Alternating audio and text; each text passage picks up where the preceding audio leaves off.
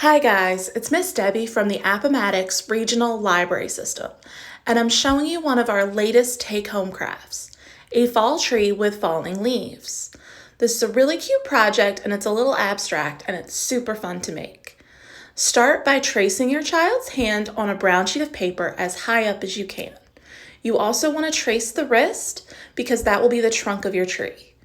Carefully cut out your child's hand, or if they're older, allow them to cut out their own hand. And the next step will be gluing it onto your blue paper.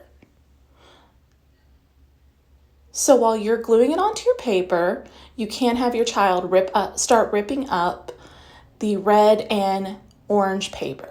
You want to rip it up super tiny. We went a little too large in the video, but my daughter really liked how it turned out.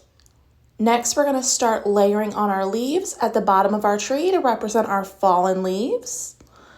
And you can do it any way you like. You can have a bare tree with a ton of leaves at the bottom, or you can just have a few leaves at the bottom and a really full tree up top.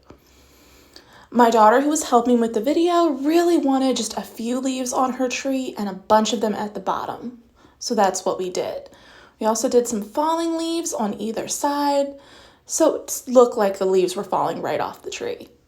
This is a really cute craft and it allows your child to be super creative, and ripping up paper is actually great for little ones developing muscles in their fingers. This craft can be picked up at any of our locations until we run out. Have a great week.